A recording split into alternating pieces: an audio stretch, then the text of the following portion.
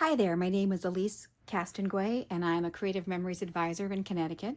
I'm going to be doing my week 2 of Let's Keep Our Memories Alive, which is project recipe number 2 in the birthday booklet. It is also pumpkin spice from the original project recipes. And I just want to show you this so that you know what you're using your paper for today. We're going to be using 2 sheets of cardstock that are the same and 3 sheets of designer paper. 1 sheet of cardstock is going to be the base for your right page. 1 sheet of designer paper is going to be the base for your left page. Then you're going to be cutting 2 strips that will go horizontally across your right page. And when we create that, you're going to be turning your paper if you have a direction, and I'll show you that in just a moment. The other thing is for tools, you're going to want a knockout punch, or you could also use an edge, whether it's a decorative edge punch for BMC cartridge, or it could be a decorative edge punch like this bookshelf right here. In this case, this was gathering, I believe. I'm going to use the newer linear plaid punch. And you can see here it knocks out and the metal touches on both ends. And that's how you know the difference between a knockout punch versus an edge versus a chain. For this part over here, you can use a chain punch, which is what this is. When I say chain, that means when you do all of your punching, it releases your piece. However, because I'm doing a back to school layout, I'm going to try using the bookshelf border punch, and I will cut it off. And I'll show you that in just a few minutes. Your other pieces of designer paper, the second piece that you're going to cut is going to have a reverse paper, so you will want it to, you want to like both sides. And so for me, my designer paper number 1 is this side. My designer paper number 2 is both going to be stripes and this pattern. And my designer 3 is the stars that will be the base for this page. And my cardstock, I wanted it to have a contrast to these papers, and so I feel like it because of the stripes, it contrasts enough. You will also need your 12-inch trimmer and some adhesive. So let's get started. First, I'm going to set aside my base page, both base pages, both my cardstock and my designer, and I'm going to also just set aside these so they're not in my way right now. And the way that I explain my directions is I always talk about sliding, which just means I slide my paper in my trimmer. If you're using the 12-inch trimmer, this is just a reminder to take out the foot. There's a foot on the bottom of this piece. Just a reminder always to unsnap it. All right. So the first thing that we're going to do is punch a border chain. And in this case, I'm going to rotate this because when I do cut this paper, I do want it to be going across my page. So I'm going to turn my paper to make the border. And in this case, I'm actually going to end up using the reverse side of this because I think it'll be tough to read words if I have them sideways in a punch. And I'm going to use this color right here. Just a reminder, if you haven't used one of these punches in a long time, there's a black line in here, and you line up the edge of your paper with that black line, and then from there on, when you punch, you line it up with the image. So first we're going to do 1 punch.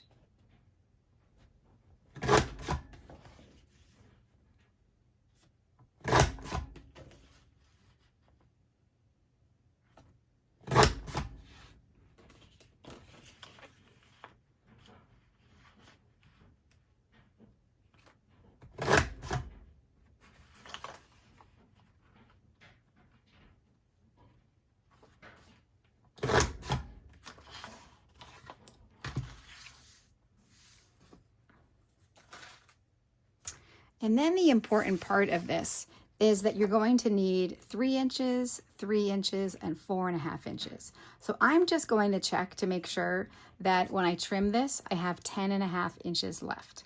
So what I'm going to do is rotate my paper this way, and I'm going to cut it at 10.5 inches. And that way I know I have exactly what I need left. This only applies if you have an edge to cut off, but now I know that I'm good for the rest of the layout. Okay, my next punch is going to be at 3 inches. This is going to be the top of my page. So as I mentioned, if you have direction, you should have rotated your paper. I'm going to slide it. I'm going to cut it again at 3 inches.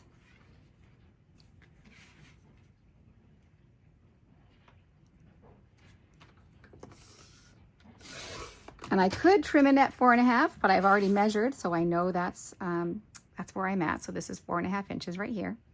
I'm going to rotate this piece and I'm going to cut it at 6.5 inches. So I've just created a 6.5 by 4.5 inch mat. And then you have this leftover piece to use for something else. All right, next, my designer paper number 2.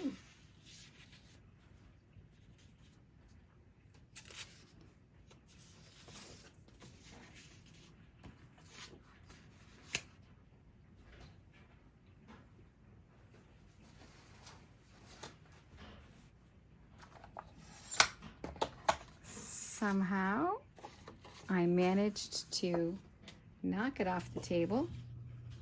Always one of those things that happens when you're live. So I don't have my Post-it with me, but we're just going to continue.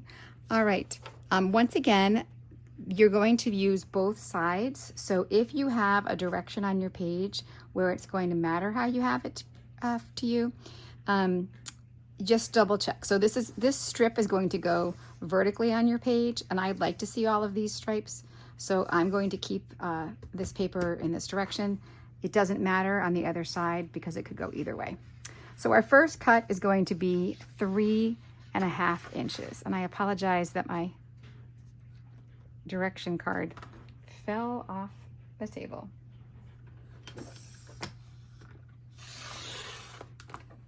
And then I'm going to slide and cut at 2 inches.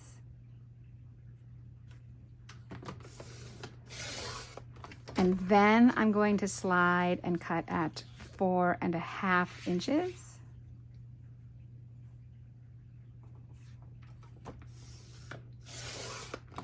This piece is left over. I'm going to rotate this and cut it at 6.5 inches. And slide this over and cut at 2.5 inches. This is left over, and then I'm going to trim this to 4 inches. This little piece is also leftover scrap. So you end up with 4 pieces, and you're going to want to use the reverse side of 2 of them. So you pick which one you want to use reversed. Oops, this way. And then finally, we're cutting the cardstock. So once again, you're going to go back to that original punch. Just take this out of the way.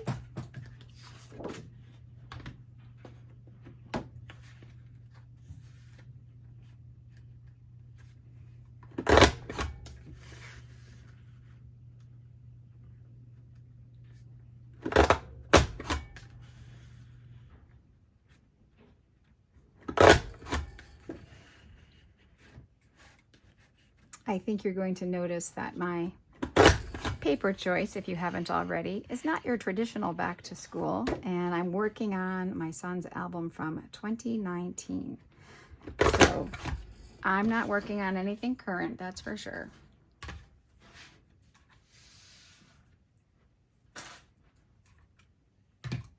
And then I'm going to bring this back. And this original border that I had trimmed, because it's an edge, I trimmed to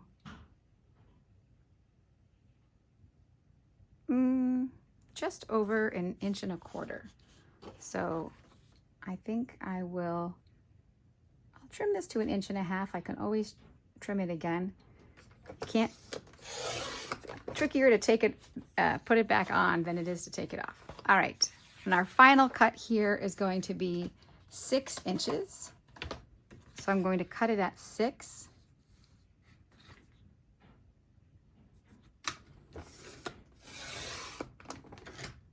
And then, before I make that final trim, I'm going to get my border maker system, and I'm going to rotate this in, because we're only going to make 3 punches.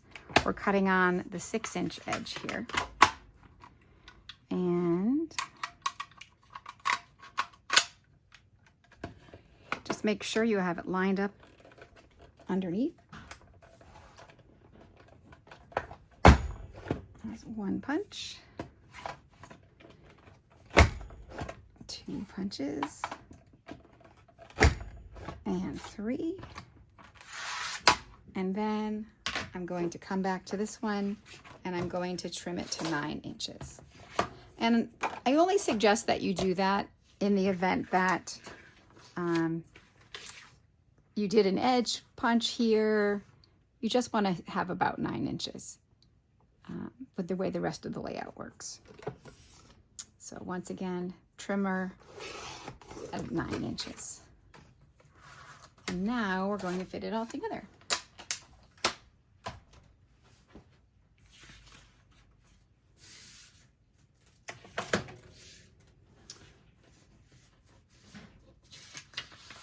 And some people keep track of every piece of every cut you make and all of the letters. You definitely have that available to you on the project recipe. I tend to just look at it a couple times. So cardstock on the right and designer print on the left.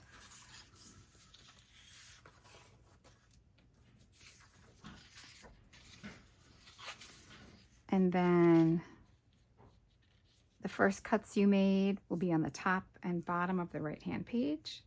I'm just going to dry fit this to keep the video shorter for you. And then, let's see. And then you're going to use the reverse side of designer 2, and that piece is going to go right here. And then the rest of this, this will go up here, and you can do your embellishments on here. And then you have room for a 4x6 and a 6x4 for photographs. And you also have a room for 6x4 here.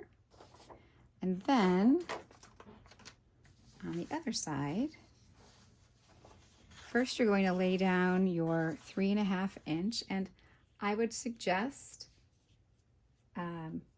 putting it at about 1 inch in.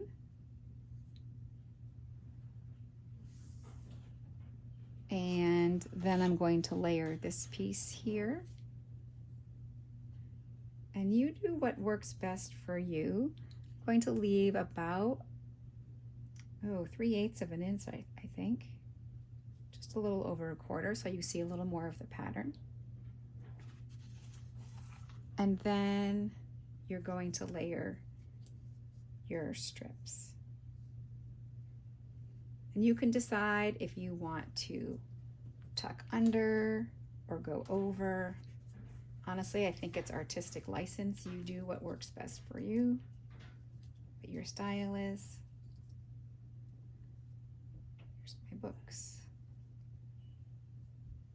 And then,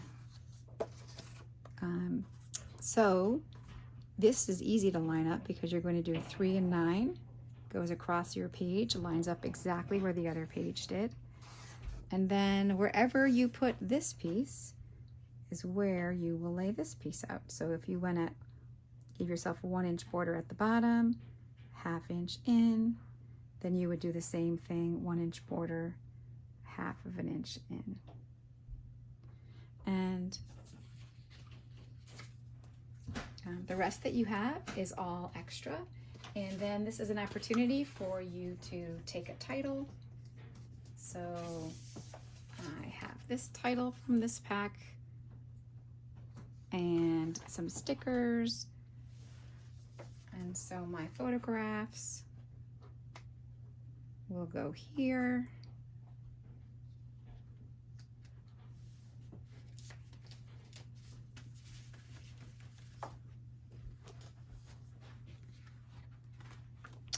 And here.